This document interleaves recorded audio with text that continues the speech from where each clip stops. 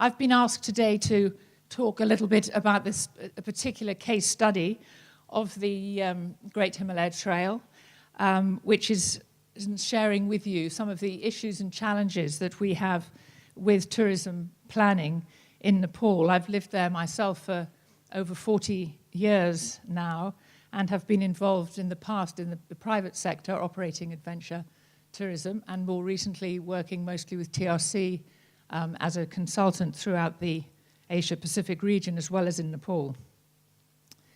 As you can see from this map, and as many of you know very well, our issues, our challenges in Nepal have been, especially since the 10-year insurgency, and more recently the devastating earthquakes of last year and the blockade of last winter, is that we're stuck in a sort of low-end budget tourism trap, in that after the problems with the Maoist insurgency, the authorities looked to our neighbors to bring back tourism numbers. So all the growth in tourism that we're seeing, which is about 800,000 tourists a year before the earthquake, has been driven by the Chinese and lower-end East Asian markets. The high-yield European long markets, North American, European, or Western markets have really been in decline. Other than in developing products that will attract these higher-end segments and to bring a better spectrum of markets, our other issue is that all our tourism is really not that different today as it was when those of you visited 30, 40 years ago. The destinations are still the same, and this map shows very clearly how the concentration of the normally 800,000 people, we are down about a third, 32% down after the earthquake, but is recovering much quicker than predictions. But all the concentration is in the Lumbini, Chitwan, Kathmandu, Pokhara triangle in the middle. And the big issue in the mountains, which is what I'd like to concentrate on today, is that almost all the traffic goes to Everest and Annapurna, Everest here, if I've got a light. Oops. Sorry, not there. Anyway, you all know where Everest is, and Annapurna Mustang in the center of the country.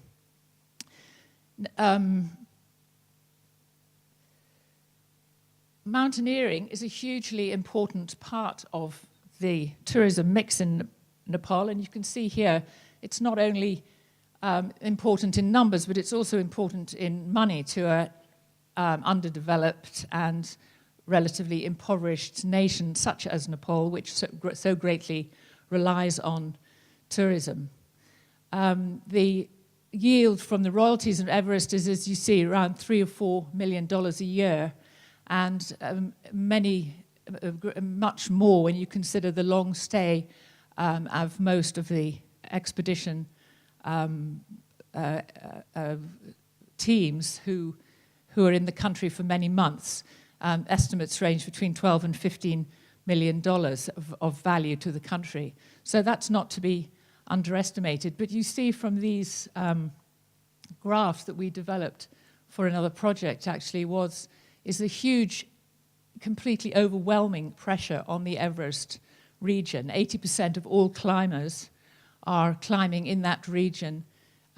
We have the peaks are divided into expedition peaks, as many of you know, and so-called trekking peaks, which are managed by the Nepal Mountaineering Association. So that's how the statistics look. But a very, very valuable segment, because as we know, mountaineers are not risk averse, so they continue to come when other tourists have been very much more thin on the ground. So very important, but putting a great deal of pressure on Everest, so a great need to sort of spread out that pressure. Similarly to New Zealand, over 75% of all our tourism takes place in the protected areas.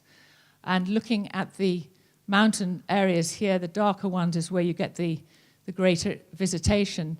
You can see that before the earthquake, when Langtang tragically has lost its trekking numbers, but before the earthquake, we had initially up to 98%, 97% of all mountain visitors were going to Annapurna, Everest, and Langtang. And by mountain visitors, we mean mountaineers, trekkers, but also increasingly other sorts of visitors as the roads penetrate the mountains, and many pilgrims attracted to sites in these areas. So we take quite a broad view of mountain visitors. The objective of the Great Himalaya Trail, which was started 10 years ago now, was to try and spread tourism benefits east and west along the 1,700-kilometer route. The route itself is fairly notional. There is a high route that was pioneered by mountaineers and more extreme trekkers. But from a development perspective, the lower route, it was much more important in terms of benefiting local communities, because that's the area where we have population. Dawa, Stephen and Appa, as we heard the other day, spent 99 days raising awareness of the Great Himalaya Trail, as well as awareness of the climate change by walking from one end to the other a couple of years ago. The development effort has been a partnership of donors, the DFID from the UK, the Dutch government, United Nations. There's been a number of donors that have collaborated together with the authorities.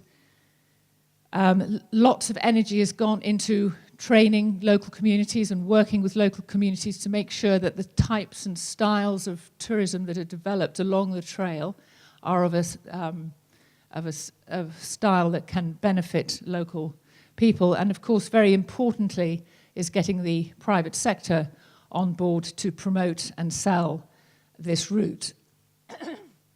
In practical terms, it's unlikely learning from the great walks of other parts of Europe and indeed New Zealand, because of the topography, you've got to be pretty dedicated to be walking from one end to the other. But the trail is divided into 10 sections, and so the more attractive, shorter, easier circuits can be promoted. And the idea is to encourage tourists to return over and over again to complete the trail. Lots of training, capacity building with local people, helping them to become guides and improving tea houses, improving lodges, developing products that, again, appeal to the wide segment of potential tourists, getting back some of the high profile that we had in the 1980s and 90s, and have some of the high spending tourists coming back by developing lodge circuits and airstrips and mountain airstrips, helicopter drops. So they're trying to appeal to a wide spectrum.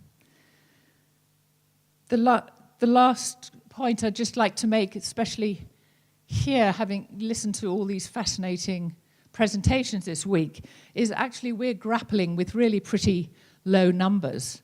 About a quarter of all Nepal visitors go into the mountains, at just under 200,000. But of those, we're talking about pressure on the Everest region, but it's actually only 36,000 people every year, even at its height. Annapurna, which is more accessible, easier to get at by road, is about 130,000 people a year. So it's really management issues that we're grappling with, not so much weight of numbers when we consider how those of you in other parts of the world manage. we do have issues with regulations, with controlled areas. We have been looking at that, and as Dave said, interestingly enough, looking at different permits, we've found the departure tax in Nepal is by far the most successful, easy, and most efficient to collect. Has the Great Himalayan Trail been successful? I think it's probably a bit too early to say. Last year, 15,000 people went to destinations that were not Everest and Annapurna or Langtang, so that's more than there used to be, 8% of all trekkers. So we're sort of heading in the right direction. But I think it will need a lot more work and commitment from the private sector and people kind of seeing the benefit of spreading tourism to these very beautiful areas, but areas which are more challenging, logistically challenging, more complex and more expensive to operate. So I think that's perhaps enough just to give you an idea. And thank you very much.